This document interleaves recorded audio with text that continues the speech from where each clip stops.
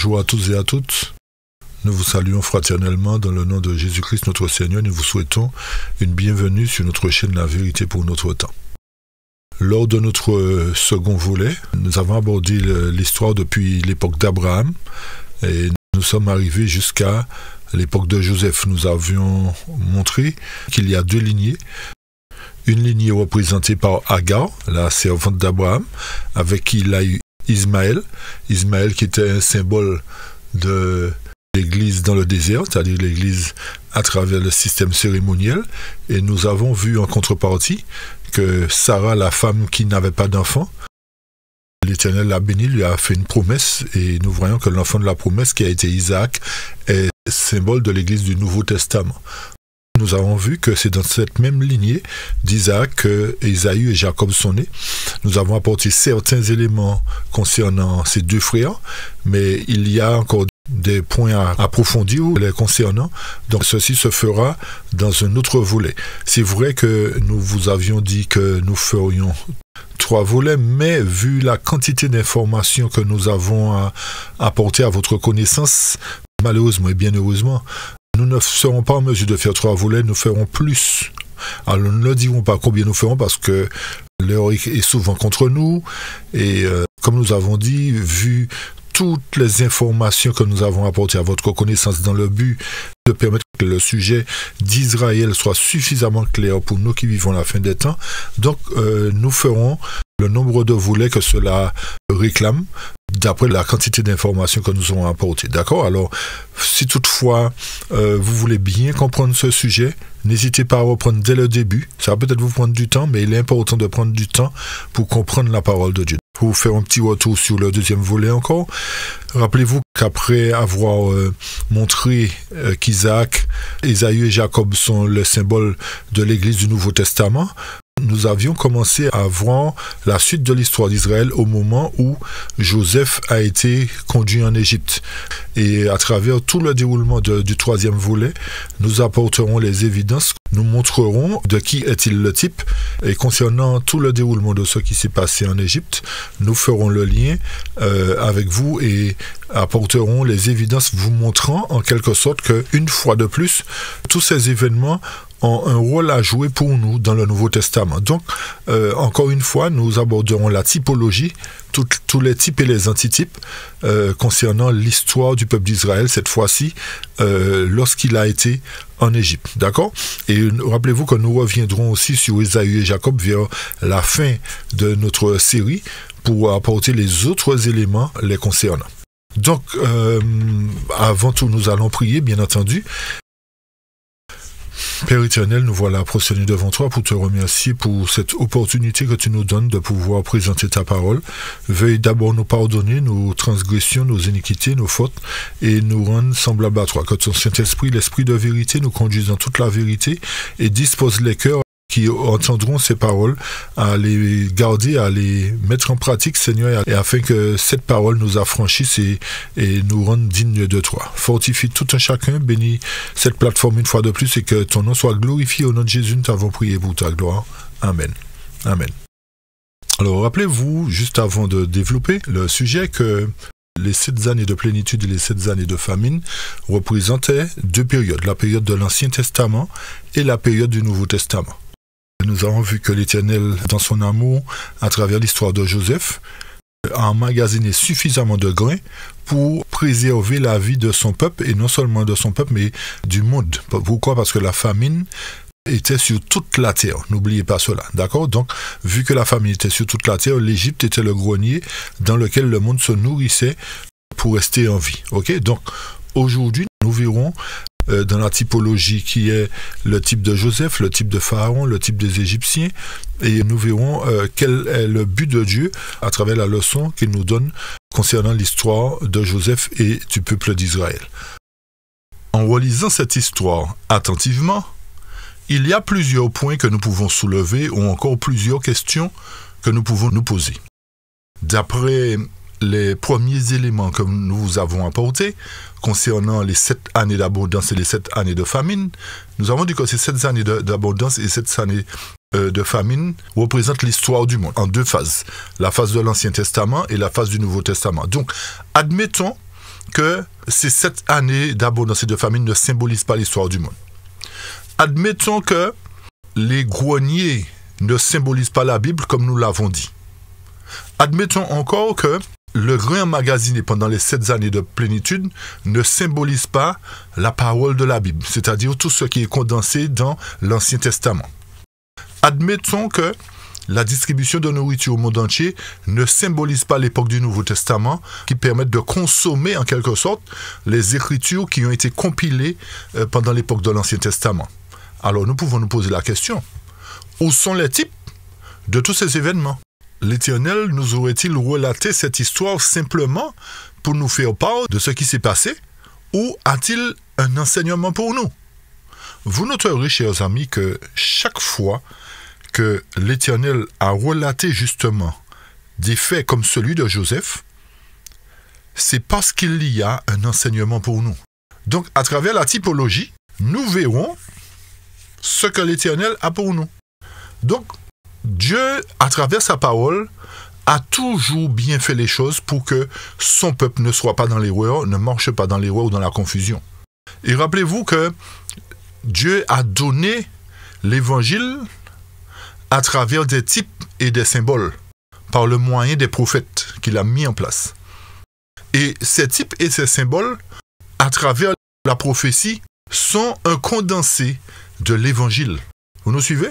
C'est pour cette raison que la parole de Dieu nous invite à ne pas mépriser les prophéties. La majorité des prophéties, sinon toutes les prophéties, se trouvent dans l'Ancien Testament. L'Éternel ne nous aurait pas recommandé de ne pas mépriser les prophéties, si en même temps, ce qui est dans l'Ancien Testament est déjà passé et ne nous concerne pas, s'il n'y a pas de leçon pour nous en fait. Ok? Donc, partout où il y a type dans la Bible, il doit y avoir un antitype. Par conséquent, notre but, à travers le déroulement de cette étude, c'est d'apporter à votre connaissance les évidences concernant l'antitype, montrant par là que le Nouveau Testament est une photocopie de l'histoire de Joseph et du peuple d'Israël, chers amis. Ok? Donc, nous allons tenter de relever ces coïncidences qui ne sont pas dues au hasard. Porter une attention particulière sur tous les autres points que nous aborderons. Alors, pour apporter la suite des explications, pour confirmer en fait que les 7 années de famine et d'abondance représentent 2 périodes, c'est-à-dire l'Ancien et le Nouveau Testament, il nous faut savoir de qui Joseph est le type. Et à partir de ces événements, nous serons plus à même de comprendre la raison pour laquelle l'Éternel nous a révélé cette histoire. Et vous comprendrez que ce n'est pas seulement dans le but de nous faire savoir ce qui s'est passé, mais qu'il y a un enseignement pour nous aujourd'hui. Donc, avançons. De qui Joseph est-il le symbole, chers amis? Joseph est le symbole de Christ.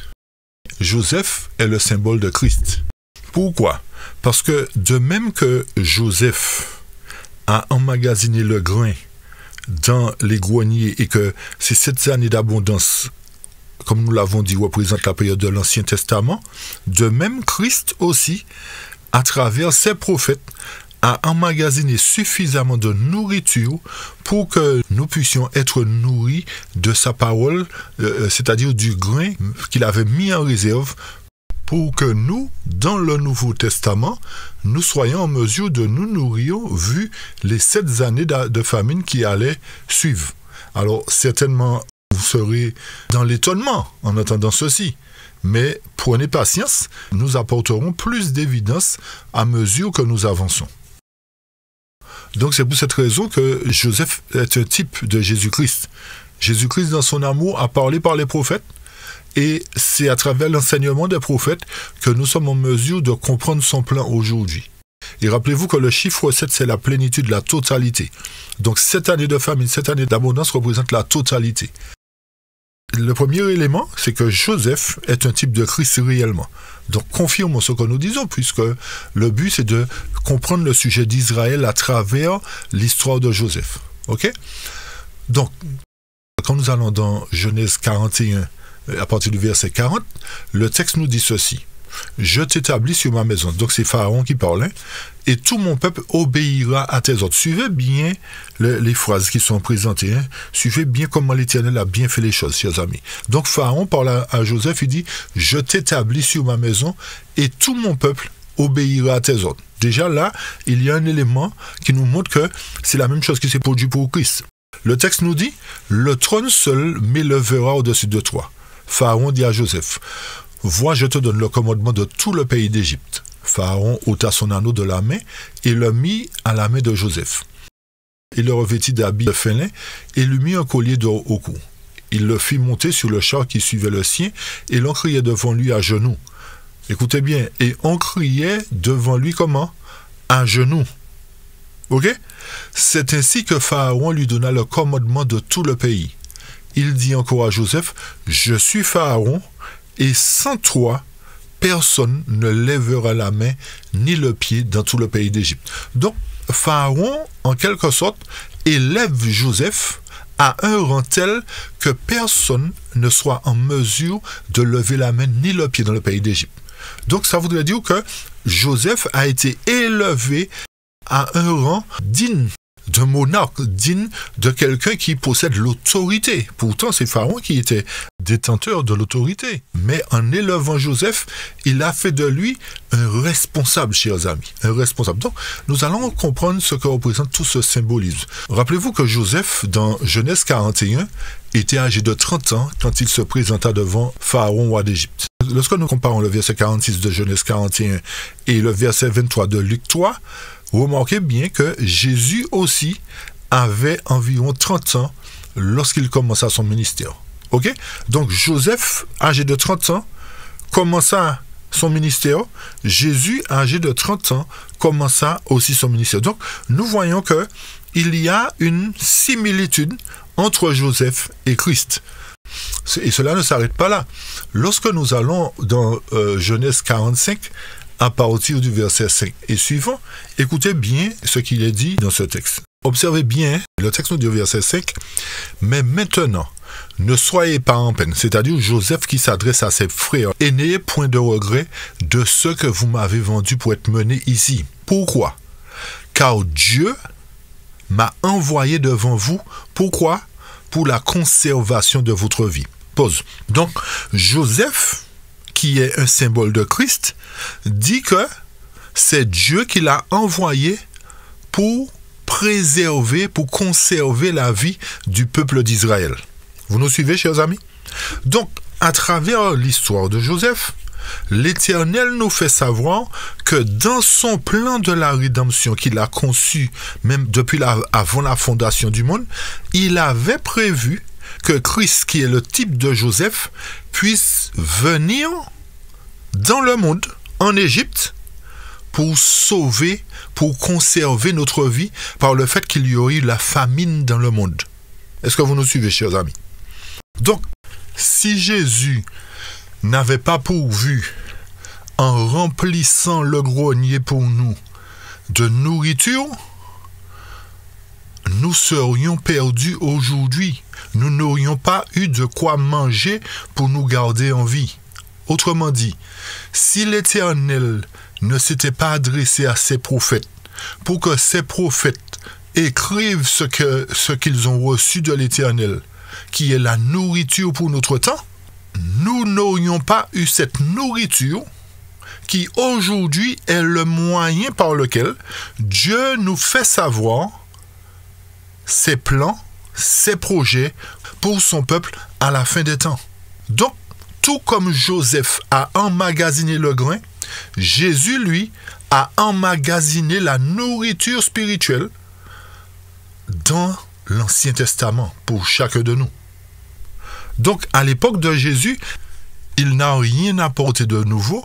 Il est simplement venu sauver nos vies en nous donnant la nourriture qu'il avait emmagasinée à l'avance pour que nous soyons nourris et que nous restions en vie.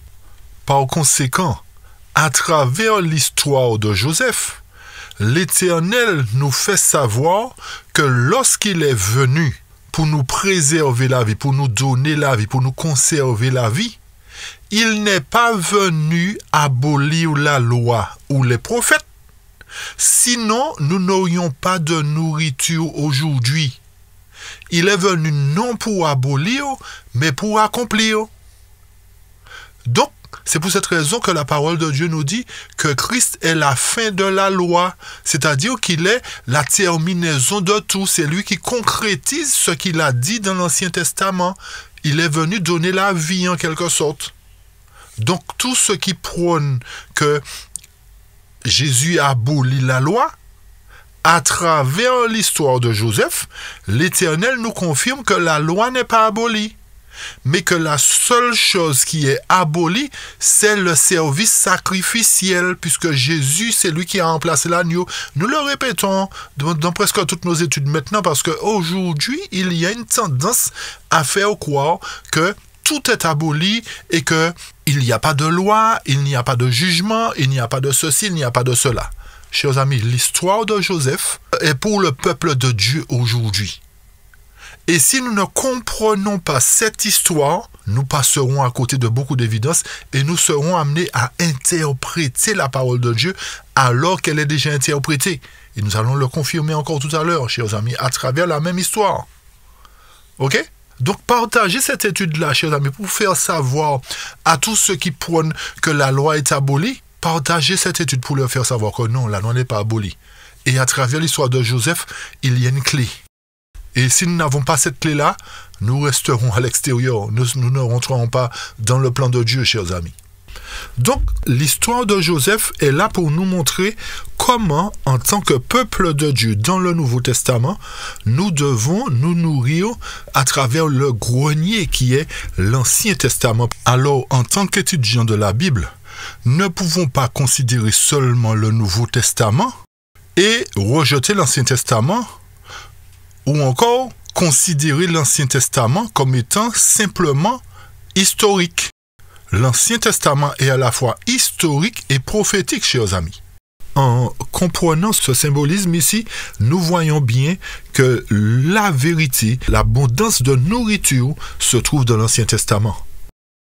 Comme Joseph le dit, Dieu l'a envoyé devant ses frères pour conserver leur vie. Donc, ce qui revient à dire que l'histoire d'Israël ne s'arrête pas avec le rejet des Juifs. Mais l'histoire d'Israël se poursuit. Pourquoi? Parce que Dieu a emmagasiné des grains pour les nourrir, non seulement eux, mais les Égyptiens, le monde. Donc, tout le monde a bénéficié du grain qui avait été emmagasiné dans les silos d'Égypte. Donc, quand nous poursuivons au verset 6, le texte nous dit « Car voici, il y a 2 ans que la famine est en la terre, et il y aura encore 5 ans. Pendant lesquels il n'y aura ni labourage ni moisson. Mais Dieu m'a envoyé devant vous pour vous faire subsister sur la terre et vous faire vivre par une grande délivrance, chers amis. Dieu l'a envoyé pour faire quoi? Pour les faire subsister sur la terre et pour les faire vivre par une grande délivrance. Donc, ce qui revient à dire que l'Éternel avait pour but de délivrer Israël. Et il a encore pour but de délivrer son peuple. Et le verset 8 nous dit, « Maintenant donc, ce n'est pas vous qui m'avez envoyé ici, mais c'est Dieu, lequel m'a établi comment? Pour père à Pharaon. » Remarquez bien les mots, chers amis, les mots sont très importants. Donc c'est Dieu qui a décidé d'envoyer Jésus-Christ et qui l'a établi pour être père à Pharaon. Donc, nous allons chercher à savoir aussi qui est Pharaon. Puisque si Joseph a été établi pour père à Pharaon, il y a une raison pour laquelle le texte nous dit cela. Et non seulement pour père pour Pharaon, et pour Seigneur sur toute sa maison, pour commander tout le pays d'Égypte. Donc voilà établi en quelque sorte la typologie de Joseph qui est Christ. Et nous apporterons des éléments plus concrets encore vers la fin de l'étude. Donc restez à la fin de l'étude pour pouvoir avoir tous ces éléments qui confirmeront en quelque sorte que Joseph est bel et bien le type de Jésus-Christ. Si Joseph est un symbole de Christ et que Pharaon lui dit « Sans toi, nul ne lèvera la main ni le pied dans tout le pays d'Égypte », ceci montre que Pharaon a honoré Joseph plus que tout ce qu'il possédait, au point d'amener les Égyptiens, c'est-à-dire le monde, à se prosterner devant Joseph, qui est Christ. Nous devons chercher à savoir qui, en la personne de Pharaon, a honoré Jésus à un point où il a amené, en quelque sorte, il a élevé l'Éternel, il a élevé Joseph, il a élevé Jésus-Christ, ok, au point que le monde vienne se prosterner devant lui. Alors, qui est symbole de Pharaon? Qui peut être symbole de Pharaon? Qui est celui qui peut représenter Pharaon qui est en mesure d'élever Christ? Ou d'élever Joseph ou d'élever Christ. Vous comprenez bien le parallèle, hein? D'accord? Rappelons-nous que nous sommes dans le Nouveau Testament, chers amis. Nous sommes dans la période du Nouveau Testament puisque, à travers les types et les symboles, nous avons montré ce qui correspond à l'Ancien Testament et ce qui correspond au Nouveau Testament. Donc, si Joseph est un type de Christ, Christ se place à ce moment-là dans le Nouveau Testament. Ok? Il a pris naissance dans l'Église juive, mais il a mis en place la période du Nouveau Testament. Donc, ce qui se déroule à travers l'histoire de Joseph, a une leçon pour nous dans le Nouveau Testament. Comme nous avons dit, si Pharaon a été celui qui a élevé Joseph plus que tout au monde en amenant les Égyptiens à se mettre à genoux devant Joseph, le seul symbole qui correspond à Pharaon, c'est l'Église apostolique qui a élevé Christ plus que tout au monde. Donc, l'Église apostolique, l'Église des apôtres, c'est elle qui est représentée comme étant Pharaon. Alors vous allez nous dire, mais comment se fait-il que l'Église apostolique est Pharaon? Pharaon était roi. Mais comprenez bien le symbolisme, ne vous précipitez pas, chers amis. Analysez bien tout, comprenez, prenez le temps d'écouter. Donc, quand nous analysons, effectivement, nous voyons que les Juifs qui étaient là n'ont pas été en mesure d'honorer Christ. Puisque si on est d'accord que Joseph est un type de Christ, donc Pharaon, lui, il a élevé Joseph. Donc, forcément, il doit y avoir quelqu'un qui élève Christ. Personne d'autre que l'Église apostolique ne l'a fait. Personne d'autre. Les Juifs ne l'ont pas fait. Au contraire, les Juifs ont dit crucifiez-le. Et les seuls qui ont été en mesure d'élever Christ à un tel niveau où ils ont amené le monde vers Christ, ce sont les apôtres, chers amis. Ce sont les apôtres. Donc, plus nous avancerons, plus vous aurez des évidences. Hein? Mais soyez patients, prenez le temps d'écouter, puisque c'est une étude que vous entendez certainement pour la première fois, comme nous avons dit. Donc, forcément, il y a des éléments nouveaux. Mais, quand vous prendrez le temps d'écouter, d'analyser, vous finirez par vous rendre compte qu'effectivement, l'Éternel avait une leçon pour nous à travers l'histoire de Joseph.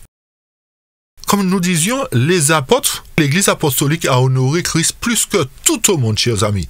À tel point qu'ils ont fait quoi?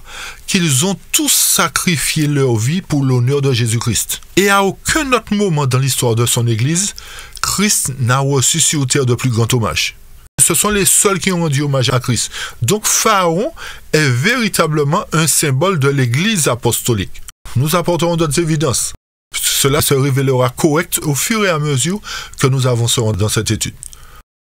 Pour comprendre cela, il nous faut apporter les évidences sur le début de la famine. Donc, à travers le début de la famine, il y a une ligne de démarcation qui se place entre les 7 années d'abondance et les 7 années de famine. Cette ligne de démarcation, c'est la croix. OK? Rappelez-vous que Christ, comme Joseph, a emmagasiné les grains dans l'Ancien Testament. Donc, ce qui vient mettre fin à la période de l'Ancien Testament, c'est la croix. Et à partir de la croix, commencent justement les 7 années de famine. Pourquoi? Parce que tous les prophètes, nous dit Matthieu 11, verset 13, tous les prophètes et la loi ont prophétisé jusqu'à Jean. Donc, rappelez-vous qu'au début de l'ère chrétienne, le Nouveau Testament n'existait pas encore. Par conséquent, la nourriture que Jésus donna à ses apôtres et au monde, il leur donna la parole de l'Ancien Testament. Donc la nourriture que Jésus dispensait au monde pour préserver leur vie, c'est-à-dire pour leur donner la vie éternelle, on va dire, provenait de l'Ancien Testament. C'est-à-dire du grenier où Joseph, Christ lui-même, avait emmagasiné suffisamment de nourriture pour que le monde soit nourri. On va donner les évidences aussi. Pourquoi, rappelez-vous? Parce que la famine était sur toute la terre. Donc, à partir de la croix, se terminent les 7 années d'abondance. Et les 7 années de famine commencent aussi à partir de la croix. Donc, la première année de famine est le début de l'Église de Christ au temps des apôtres. La première année de famine est le début de l'Église de Christ au temps des apôtres. Pourquoi? Parce que, comme nous venons de le dire, Christ a simplement puisé dans l'Ancien Testament. Alors, certains peuvent se demander, mais pourquoi il y avait une famine au début de l'ère chrétienne? Est-ce qu'ils n'ont pas reçu suffisamment de grains de vérité de la part de Jésus? Oui, en effet, ils l'ont reçu. Ils ont reçu la nourriture. Mais d'où provenait la nourriture que Jésus leur a donnée, chers amis? D'où provenait la nourriture? Puisqu'il a été un exemple en toutes choses pour nous. Et lorsqu'il parlait, il disait quoi? Il est écrit ceci, il est écrit cela. À chaque fois que Jésus ouvrait la bouche, il disait il est écrit. Où est-ce qu'il prenait il est écrit, chers amis? N'est-ce pas dans l'Ancien Testament? Donc, ceci nous montre qu'effectivement, il régnait à l'époque des apôtres une famine, au point que Jésus a été dans le grenier, l'Ancien Testament, pour nourrir les apôtres, chers amis. Et non seulement l'Éternel a nourri les apôtres de ce grain qui était emmagasiné dans l'Ancien Testament, mais il a aussi nourri les Égyptiens, c'est-à-dire les gentils, les païens convertis au christianisme. D'accord? Donc, voyez le plan de Dieu, chers amis, pour sauver le peuple, pour sauver l'humanité, pour conserver la vie des 12 tribus. Comprenez bien le plan de Dieu, chers amis. Le plan de Dieu, c'était d'envoyer Joseph, Jésus, en Égypte, dans le monde, pour préserver la vie de son peuple d'Israël, premièrement, et ensuite, pour sauver l'humanité. Comment a-t-il pu sauver la vie d'Israël, premièrement? Rappelez-vous que les apôtres étaient juifs. Et lorsqu'on parle de juifs, on parle d'Israël. C'est pour cette raison qu'on a dit une fois que tout juif, c'est Israël, et tout Israël n'est pas juif. Les 10 tribus qui ont été en captivité sous l'Empire assyrien ne sont pas appelées juifs. Tandis que les 2 tribus restantes, Juda et Benjamin, ont été appelés juifs. Et ces juifs-là, ce sont les descendants d'Israël, les 2 tribus d'Israël. Donc, lorsque Jésus est venu, il a puisé dans le grenier, il a sauvé Israël, les apôtres qui étaient juifs, tout comme Joseph a sauvé sa famille qui était Israël. Ensuite, il a sauvé les païens, puisque le salut a été accessible aux païens par la suite. Mais il a utilisé des juifs pour sauver des païens, parce qu'il dit dans Jean 4, verset 22, que le salut vient des juifs. Donc, les apôtres ont été ceux qui ont évangélisé les païens. Ok? Mais ils les ont évangélisés par rapport à l'enseignement qu'ils avaient reçu du grenier, que Jésus lui-même leur avait donné. Et c'est suite à cela, au fil du temps, qu'ils ont écrit le Nouveau Testament. Donc tout l'enseignement qui leur a été donné provenait de l'Ancien Testament. Donc si Jésus lui-même a utilisé l'Ancien Testament pour établir la fondation de l'Église chrétienne, par conséquent, nous devons aussi utiliser l'Ancien Testament pour terminer la construction de son édifice. Donc notre devoir est de nous nourrir de l'Ancien Testament, d'où sur la majorité de la vérité. Rappelez-vous que le chiffre 7 représente la totalité, chers amis. Il est un fait établi que la puissance du Christ qui s'est manifestée sur la croix du Calvaire, pour que nous ayons la vie éternelle, ceci doit être proclamé au monde. Et ceci se trouve dans le Nouveau Testament. Mais il faut montrer que l'Ancien Testament, dans ses rites et ses symboles, contient aussi l'Évangile, aussi bien que le Nouveau. Le Nouveau nous parle de la vie de Christ, de la mort de Christ, de sa résurrection. Donc le Nouveau Testament ne présente pas une nouvelle religion. Et l'Ancien ne nous donne pas une qui doit être remplacée par le Nouveau. Donc le Nouveau Testament est seulement la réalisation et l'explication de l'Ancien Testament, chers amis. Le but de Dieu, rappelez-vous, c'est d'envoyer Jésus-Christ dans le monde. C'est ce que Genèse 45 nous a fait comprendre, à partir du verset 5 et suivant. Donc, on va apporter des confirmations.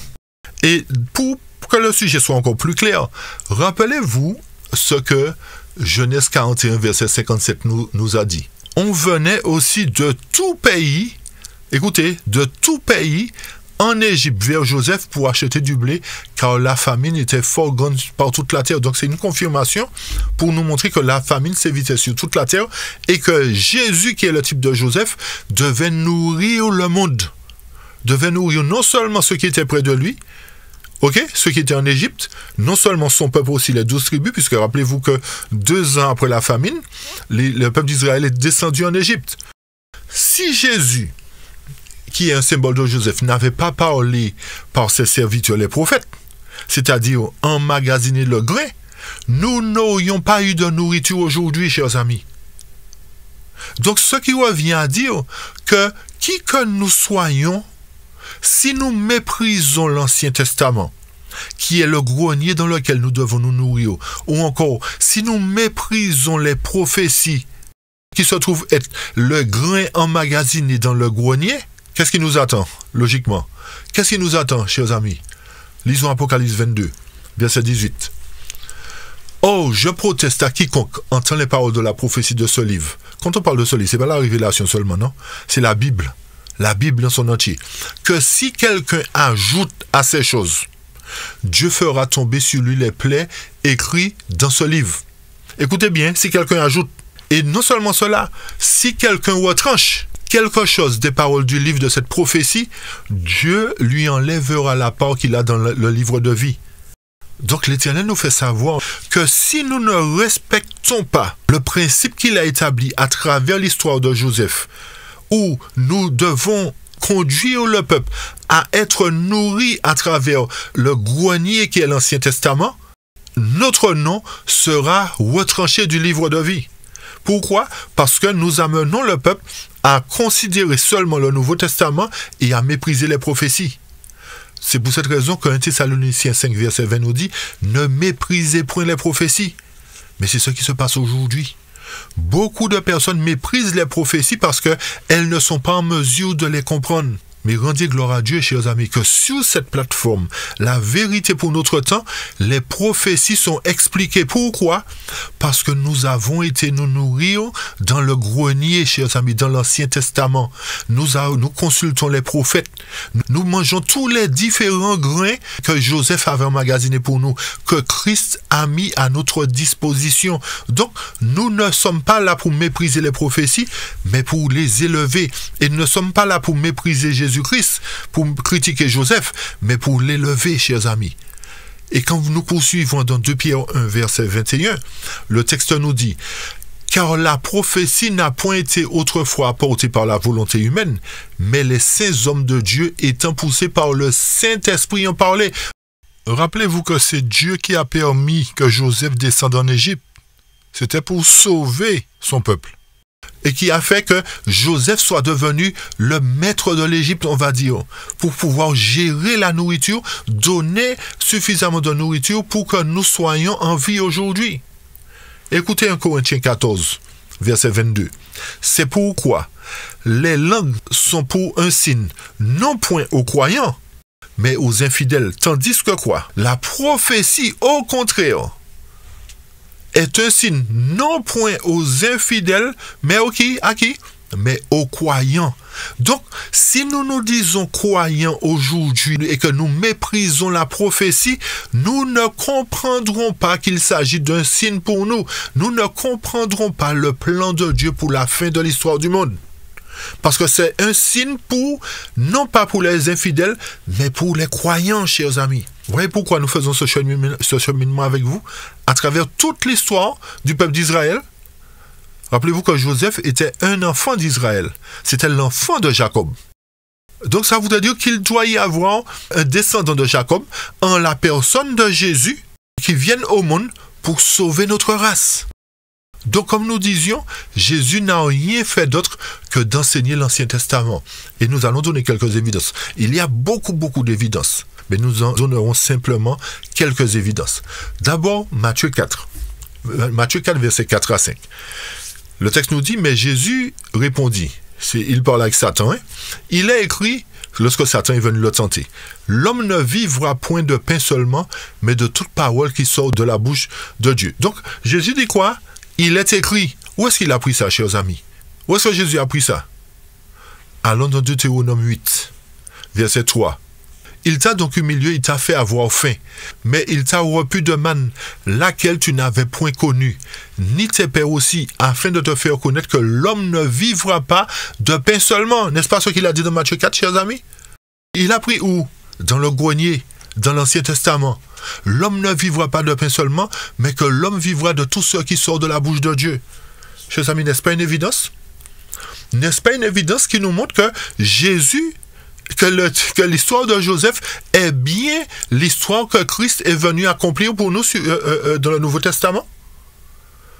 Pour sauver, rappelez-vous, notez bien, chers amis, pour sauver non seulement les Égyptiens, mais pour sauver les tribus d'Israël. Notez bien cela, chers amis, pour sauver les tribus d'Israël qui porteront attention au grenier, à la nourriture qui se trouve dans le grenier. Ok? Encore une autre évidence. Matthieu 21, verset 13. Il leur dit, encore une fois, il est écrit quoi? Ma maison sera appelée une maison de prière, mais vous en avez fait une caverne de voleurs. Jésus encore nous montre que tout ce qu'il répète dans le Nouveau Testament, il l'a puisé dans l'Ancien Testament. Donc, Ésaïe 56, verset 7 nous dit quoi? Je les amènerai sur ma montagne sainte, et je les réjouirai dans ma maison de prière. Leurs holocaustes et leurs sacrifices seront agréés sur mon autel. Pourquoi? Car ma maison sera appelée une maison de prière pour tous les peuples. Chers amis, n'est-ce pas merveilleux ce que l'Éternel a fait? N'est-ce pas merveilleux que l'Éternel nous permette aujourd'hui de comprendre que si nous voulons rester en vie, nous devons considérer l'Ancien Testament?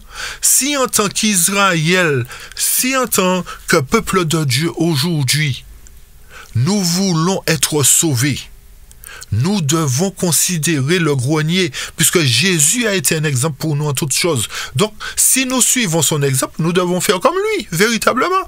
Nous devons puiser dans l'Ancien Testament. Comme nous avons dit, il y a plein d'évidences, hein? Mais nous n'allons pas donner toutes les évidences.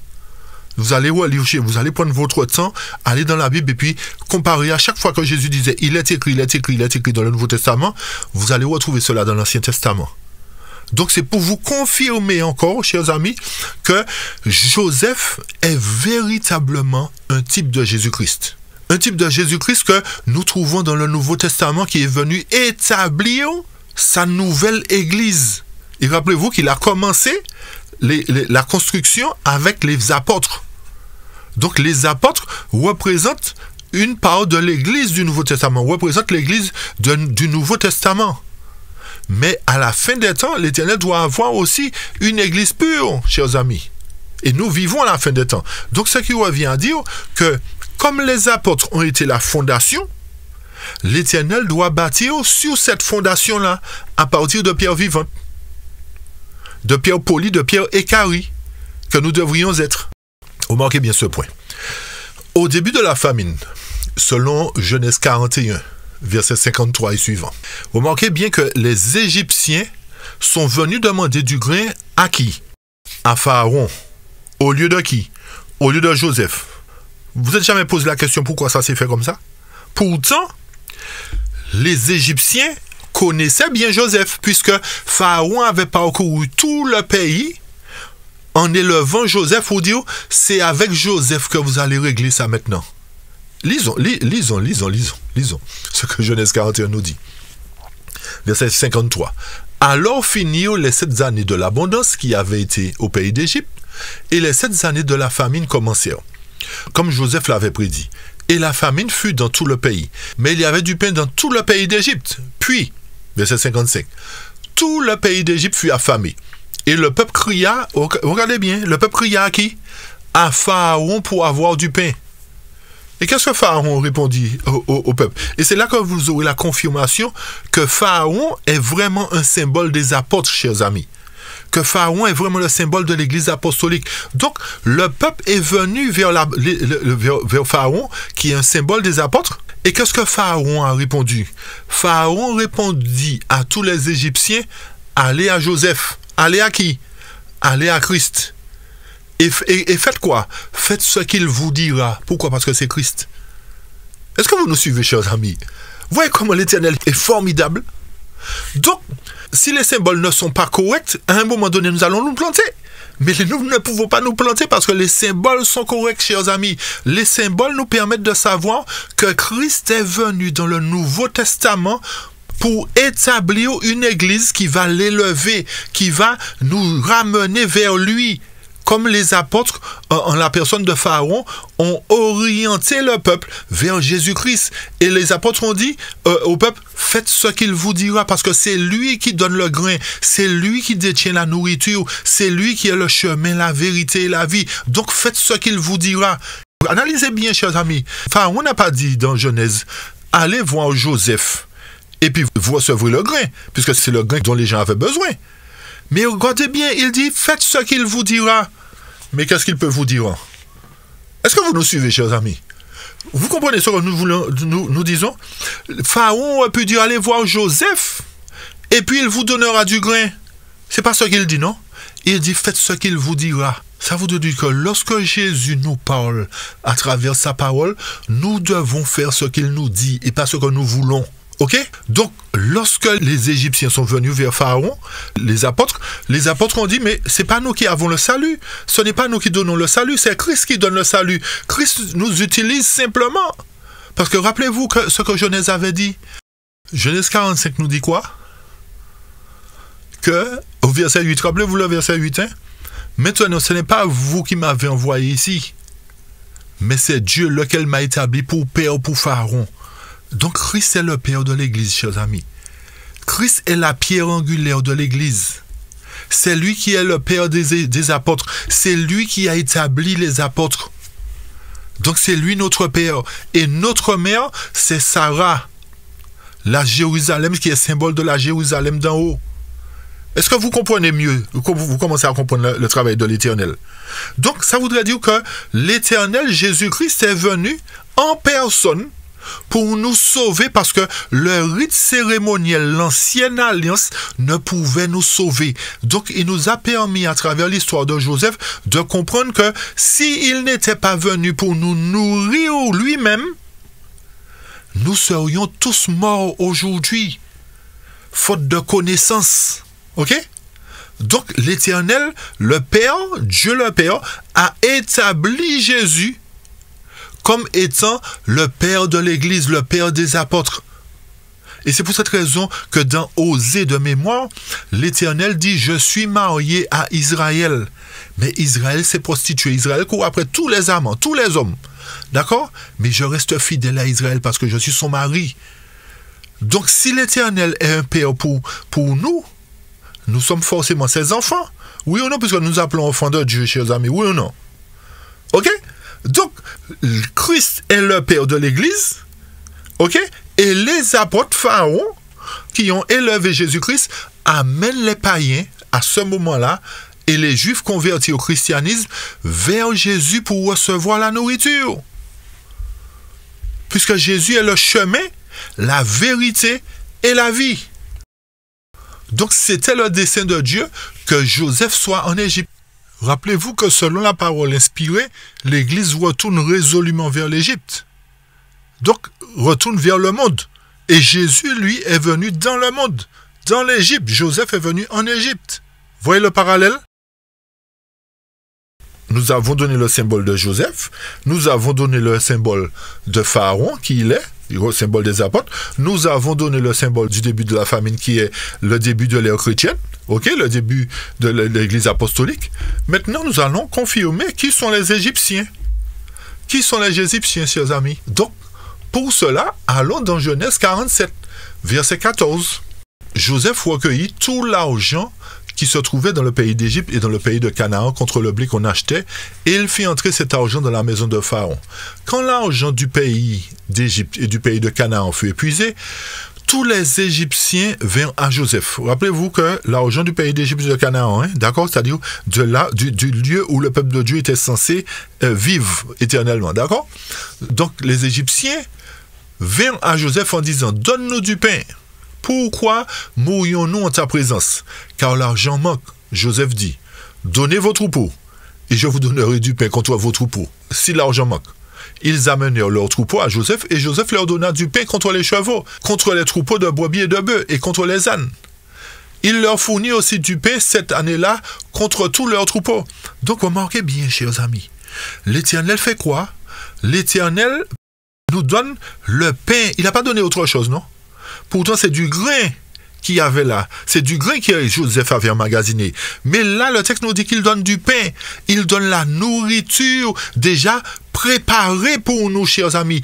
Il nous donne le pain déjà façonné. Le pain passé par toutes les étapes de panification pour que le pain soit savoureux, pour que la nourriture soit déjà bonne pour nous à manger. Donc, il ne nous donne plus le grain pour que nous puissions interpréter la parole, chers amis. Mais il nous donne le pain déjà fait. Donc, nous n'avons plus aucune interprétation à faire de la parole, ok? Parce qu'il nous a donné le pain.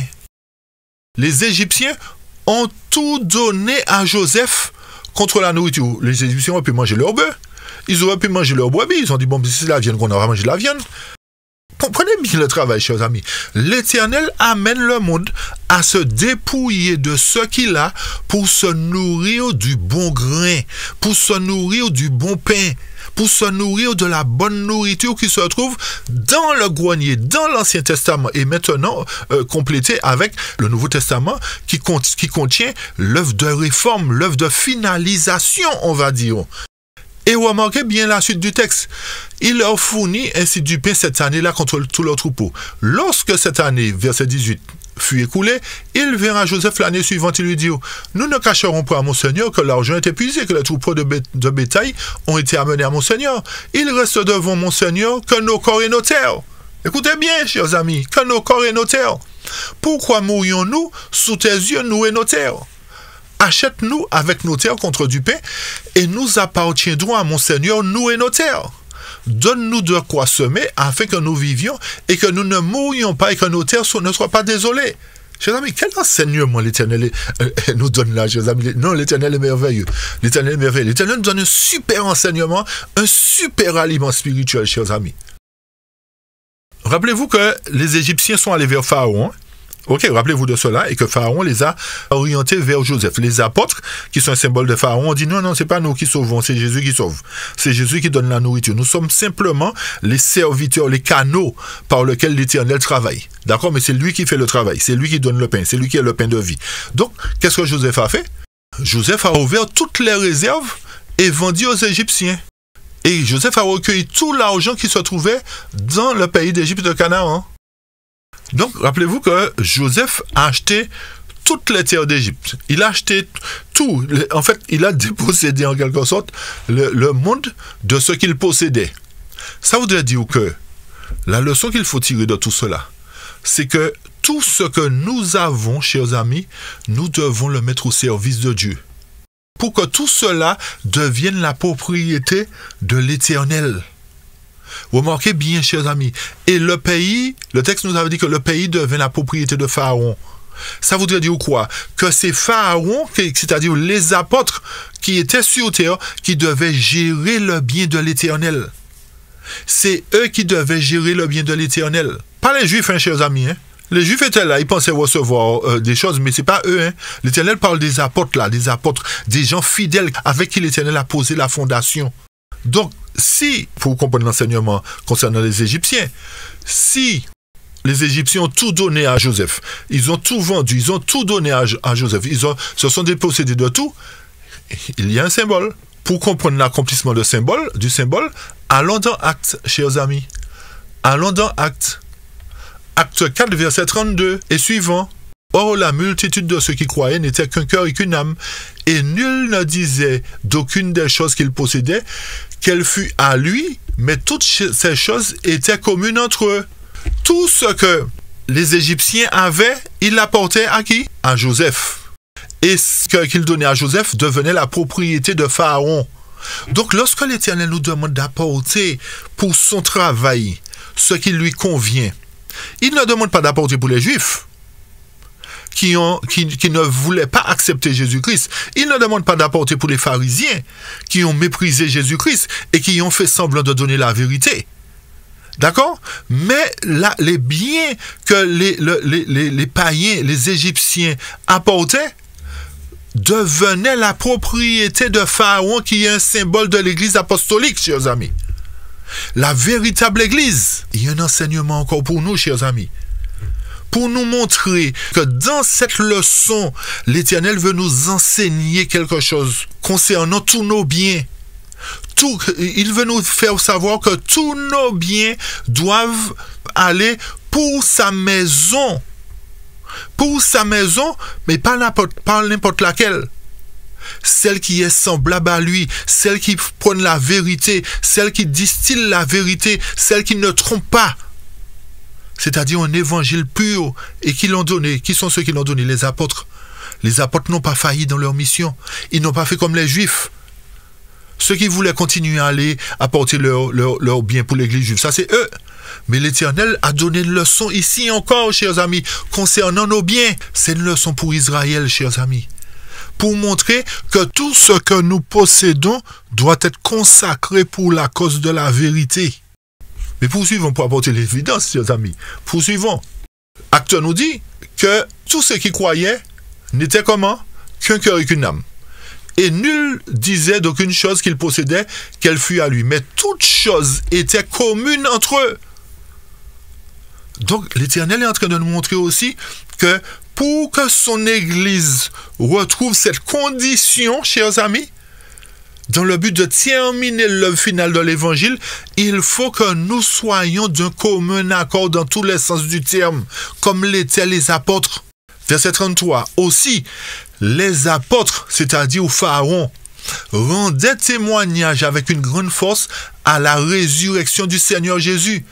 Donc, ils ont élevé Jésus et une grande grâce était sur eux tous, car il n'y avait entre eux aucune personne nécessiteuse. Vous entendez, chers amis?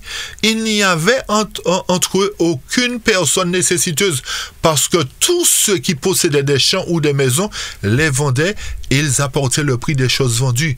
Et ils les mettaient au pied de qui? Des pharisiens? Non. Ils les mettaient au pied des sadducéens? Non. Ils les mettaient au pied des publicains? Ou encore des juifs si vous voulez? Non. Au pied des apôtres. Et il était distribué à chacun selon qu'il en avait besoin. Chers amis, ne voyons-nous pas la similitude? Les Égyptiens ont apporté tout ce qu'ils possédaient. Donc, dans le symbolisme, les païens convertis au christianisme, qu'est-ce qu'ils ont fait? Ils ont tout apporté au pied de l'Éternel. Et l'Éternel dit, ça revient à mon Église. C'est pour faire l'avancement de mon Église. C'est pour bâtir mon Église. Une Église solide. Une Église exempte de membres souillés en son sein. N'est-ce pas là une belle leçon pour nous, chers amis, à travers l'histoire de Joseph? Mais rappelez-vous que dans le même contexte de Actes, cette fois-ci dans Acte 5 que de mémoire, rappelez-vous de l'histoire d'Anania et Saphira, qui ont vendu une possession, qui ont voulu faire comme tout le monde, mais qui ont monté un complot entre eux, mari et femme, et qui ont retenu une partie du prix. Qu'est-ce qu'ils ont fait? Ils pensaient que les apôtres n'étaient pas conduits par l'Éternel, hein? Mais lorsqu'ils ont apporté le reste de l'argent au pied des apôtres, qu'est-ce que Pierre leur a dit? Puis Anania, pourquoi Satan a-t-il rempli ton cœur au point que tu aies menti au Saint-Esprit et que tu aies retenu une partie du prix du champ? Ça veut dire quoi, chers amis? Que lorsque nous donnons à l'Éternel pour l'avancement de sa cause, nous ne devons pas retenir, dire, non, ça fait trop pour donner à l'Éternel, hein. Je ne vais pas donner tout ça à l'Éternel, je vais garder une partie. Chers amis, prenons une leçon. Prenons une leçon. Si, dans ce contexte, l'Éternel nous donne les deux catégories de personnes, des personnes fidèles et infidèles, qui ont tout vendu pour donner, pour soutenir la cause de Dieu, et qui en même temps, dans la personne d'Anania et Saphira, on dit, non, on va garder une partie pour nous, non, on ne va pas donner tout ça à l'Éternel. Qu'est-ce qui leur est arrivé, chers amis? Ils ont perdu la vie éternelle. Donc ceci nous amène à considérer le fait que lorsque nous donnons pour la cause de Dieu, chers amis, nous ne devons pas donner et puis en même temps dire « ça fait trop ». Non, lorsque nous donnons de tout notre cœur. Pourquoi? Parce que c'est l'Éternel qui nous donne la vie. Et en retour, qu'est-ce qu'il nous donne? Il nous donne le pain. Il nous donne la bonne nourriture pour que nous ne puissions pas nous tromper. Comprenez bien le symbolisme, chers amis. Ils ont tout vendu, les païens convertis au christianisme, ainsi que représentés par les Égyptiens, ont tout donné parce qu'ils ont compris que Jésus était le pain de vie. Jésus était la nourriture pour eux, était celui qui allait leur conserver la vie. Donc ils ont donné de tout leur cœur. Mais il se trouve que certains veulent toujours tromper Dieu. C'est pour cette raison que Malachie dit, vous me trompez dans la dîme et les offrandes. Vous avez compris, chers amis? Parce qu'on veut donner à Dieu, mais on veut garder une partie pour nous, pour faire nos affaires. On ne fait pas confiance à Dieu. On n'a pas compris que c'est l'Éternel qui nous nourrit. Et que si nous lui donnons, il nous donne la vie. Si nous lui donnons tout ce qui nous appartient, en retour, il nous donne le pain qui nous donne la vie. Il nous donne la bonne nourriture. Donc, ce qui revient à dire encore, chers amis, que lorsque nous donnons pour la cause de Dieu, nous donnons parce que nous avons une bonne nourriture en retour que l'Éternel nous donne. Est-ce que vous comprenez? On ne donne pas là où il n'y a pas de nourriture. On donne là où il y a la nourriture.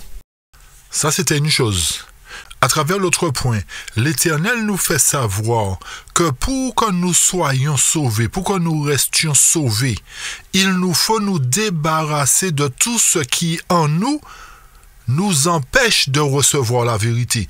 Tous nos préjugés, toute notre incrédulité, nous devons nous débarrasser de tout cela et laisser l'Éternel nous remplir de sa bonne nourriture, nous remplir de sa vérité. Vous nous suivez, chers amis? Donc, dans les deux sens, l'Éternel nous appelle à nous dépouiller de tout ce que nous avons ou encore de nous consacrer à son service. Parce que rappelez-vous que les Égyptiens ont dit à Joseph, il ne nous reste plus que nos terres et nos corps. Donc, nous devons offrir à l'Éternel nos corps comme un sacrifice vivant, sain et agréable. Ce qui sera pour nous une offrande de bonne odeur, chers amis. Donc, comprenons bien le symbolisme que Dieu nous donne à travers l'histoire de Joseph encore. Comprenons bien la leçon que l'Éternel nous donne à travers l'histoire de Joseph. Il nous appelle à venir à lui en nous déchargeant sur lui de tous nos soucis pour qu'à son tour, il nous remplisse, il nous donne la bonne nourriture. Vous voyez pourquoi l'Éternel nous a permis de comprendre l'histoire de Joseph aujourd'hui? Cette vérité arrive tard, mais elle est là. Elle arrive quand même. Pour nous qui croyons, pour nous qui voulons être sauvés, l'Éternel dit, voilà, je vous donne tout l'enseignement qu'il faut, tout le pain qu'il faut pour que vous puissiez rester en bonne santé, pour que vous puissiez vivre. Donc, malheur à celui qui refuse de se nourrir comme l'Éternel l'a recommandé. Nous poursuivons pour arriver vers la fin. Nous avons déjà décortiqué plusieurs symboles. Hein? Les Égyptiens sont un symbole des païens convertis au christianisme, ok? Mais notez bien que, comme on l'a dit tout à l'heure, ce ne sont pas seulement les Égyptiens qui ont été nourris. Le peuple d'Israël a été nourri. Voyons l'autre symbole. Le fait que Joseph déplace le peuple à travers toute l'Égypte. Allons au verset 20 et 21 de Genèse 47. Le texte nous dit, Joseph acheta toutes les terres de l'Égypte pour Pharaon, car les Égyptiens vendirent chacun leur champ, parce que la famine les pressait. Et le pays devint la propriété de Pharaon. Verset 21. Il fit passer le peuple dans les villes d'un bout à l'autre des frontières de l'Égypte. Donc, à travers Genèse 47, nous voyons que Joseph a déplacé le peuple. Il les a fait passer d'un bout à l'autre des frontières de l'Égypte. Donc, où se trouve le symbolisme ici, chers amis? Pour comprendre le symbolisme, allons dans Acte 8. Acte 8, verset 1 et suivant. Le texte nous dit, Saul avait approuvé le meurtre d'Étienne. Il y eut ce jour-là une grande persécution contre l'église de Jérusalem. Et tous, excepté les apôtres, se dispersèrent dans les contrées de la Judée et de la Samarie. Notons, pour expliquer ce symbolisme, que les apôtres étaient chez eux, à Jérusalem, dans leur maison. Il n'existe aucun écrit d'après lequel les apôtres auraient vendu leur terre, chers amis. Il n'y a aucun écrit qui dit cela. Lisons la suite pour comprendre l'enseignement encore que Dieu a nous donné. Allons dans Genèse 47, verset 22. Seulement, il, c'est-à-dire Joseph, n'acheta point les terres des prêtres, parce qu'il y avait une loi de Pharaon en faveur des prêtres qui vivaient du revenu que leur assurait Pharaon. C'est pourquoi il ne vendit au point leurs terres. Vous suivez bien tout l'enseignement, chers amis? Donc, les apôtres qui étaient là n'ont point vendu de quoi que ce soit. Il n'y a pas d'écrit qui montre qu'ils ont vendu quoi que ce soit. Ce sont les gens qui apportaient pour eux. Parce que, en tant que prêtre, en tant que dirigeant de l'église apostolique, ils ne pouvaient pas vendre. Selon ce que nous dit le type dans Genèse. Donc, il est extraordinaire, chers amis, de remarquer comment le type coïncide avec l'antitype. Et nous allons aborder le dernier point pour aujourd'hui, puisqu'il y a encore beaucoup d'autres points à voir, mais nous allons aborder le dernier point, qui représente les 70 âmes, symbole du conseil ecclésiastique. Pour cela, pour bien comprendre encore, allons dans Genèse 45. Genèse 45, versets 10 et 11. Le texte nous dit: Tu habiteras dans le pays de Goshen, et tu seras près de moi, toi, tes fils, et les fils de tes filles, tes brebis et tes bœufs, et tout ce qui est à toi. Là, je te nourrirai, car il y aura encore 5 années de famine, et ainsi tu ne périras point, ta maison et tout ce qui est à toi. Donc, ceci confirme, le verset 10 du chapitre 45, confirme effectivement que le peuple d'Israël a été préservé, la vie du peuple d'Israël a été préservée, puisque Jacob et tous les autres enfants qu'il avait sont descendus en Égypte, ont été dans le monde. Comprenons bien le parallèle maintenant. Israël a fait ce qui est mal aux yeux de l'Éternel. L'Éternel les a chassés loin de sa face. Ok? Les 12 tribus sont dispersées à travers le monde aujourd'hui. Mais l'Éternel dit, pour préserver la race, pour que mon peuple périsse pas totalement, je vais, à travers l'histoire de Joseph, permettre que mon peuple descende en Égypte, reçoive la nourriture, même s'il s'est dispersé à travers le monde, même s'il est en Égypte, il reste mon peuple quand même.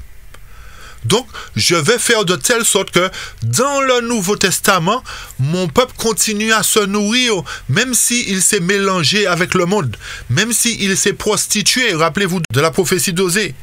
Donc, l'Éternel nous fait savoir ici qu'effectivement, le fait d'être allé dans le monde montre que nous sommes prostitués avec le monde. Nous avons fait alliance avec le monde. Nous avons fait des compromis avec le monde. Mais l'Éternel, qui est le père de Pharaon, qui est le père de l'Église apostolique, dit « J'attends patiemment que mes enfants reviennent à moi comme le fils prodigue. » Mettez en parallèle encore, chers amis, l'histoire du fils prodigue.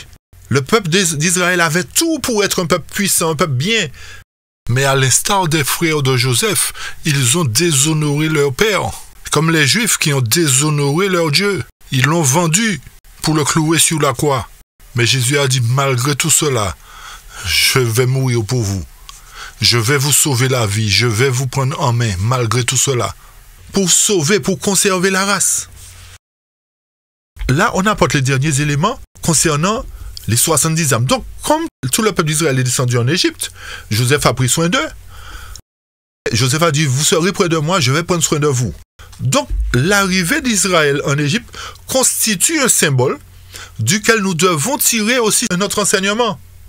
Notons que cet enseignement ne concerne pas la première partie de l'Église chrétienne. Pourquoi?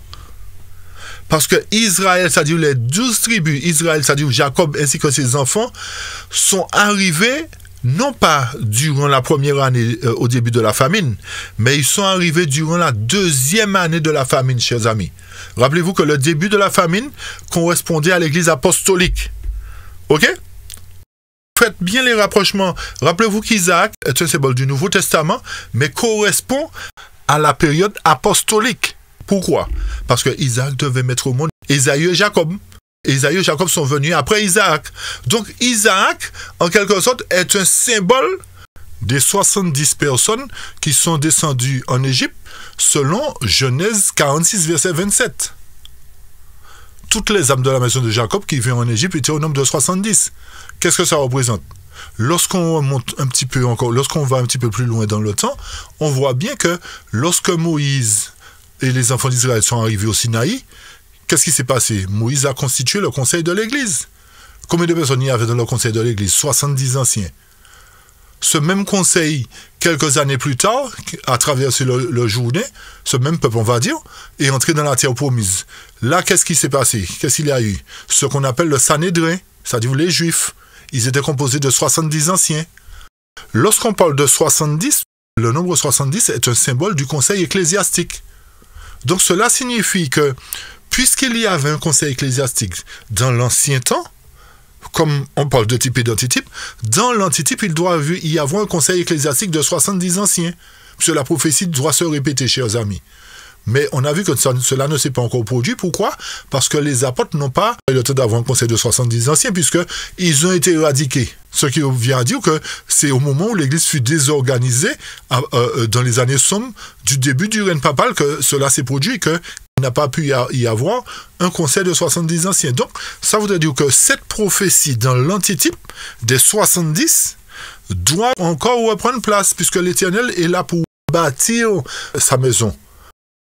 L'Éternel nous permet de comprendre ici, chers amis, encore une fois, que toute l'histoire d'Israël doit se répéter au pied de la lettre. Et c'est pour cette raison qu'il nous a donné ces types et ces symboles, pour que nous puissions les comprendre. Et à travers le même grenier, il nous a montré ce qui va arriver pour le peuple, très bientôt. Donc nous ne pouvons pas continuer à vouloir nous nourrir comme nous voulons selon Ésaïe 4, verset 1. Mais nous devons continuer à nous nourrir selon ce que l'Éternel nous a enseigné dans la prophétie. Donc ça voudrait dire qu'à un moment donné, nous devons nous attendre au rétablissement du peuple de Dieu, comme il le dit dans sa parole. Donc Jacob et ses enfants sont un type, non pas d'Isaac au début de leur chrétienne, mais sont un type véritablement d'Israël, qui sont descendus 2 ans après en Égypte, chers amis. Vu que, à l'époque des apôtres, il ne pouvait pas y avoir, il n'y a pas eu 70 anciens, comme au début de la mise en place de l'Église de Dieu à travers les 12 tribus d'Israël. Donc cet enseignement concernant les 70 âmes s'applique à une période ultérieure de l'histoire de l'Église. Donc, en gros, tout cela pour nous montrer, chers amis, que nous devons tenir compte de toute la période prophétique. Nous devons tenir compte de toute l'histoire que Dieu a mis à notre disposition. Donc voilà ce qu'il fallait retenir en gros concernant l'étude d'Israël à travers Joseph. Pourquoi Joseph a été conduit en Égypte? C'est parce que Dieu avait un plan pour sauver son peuple, comme il a mis en place ce plan de la rédemption à travers la venue de Jésus dans le monde pour sauver l'humanité, pour sauver aussi son peuple, chers amis. Donc Jésus n'a pas sauvé seulement les Égyptiens à travers Joseph, mais il a sauvé aussi sa famille. Donc maintenant, avant de terminer, nous ferons une petite révision pour que les choses soient encore plus claires pour chacun de vous. Concernant Joseph, chers amis, il représente le symbole parfait de Christ. Pourquoi? Parce que le nom Joseph signifie « il ajoutera ». Ça, c'est un point. Deuxième point. Christ ajouta quoi?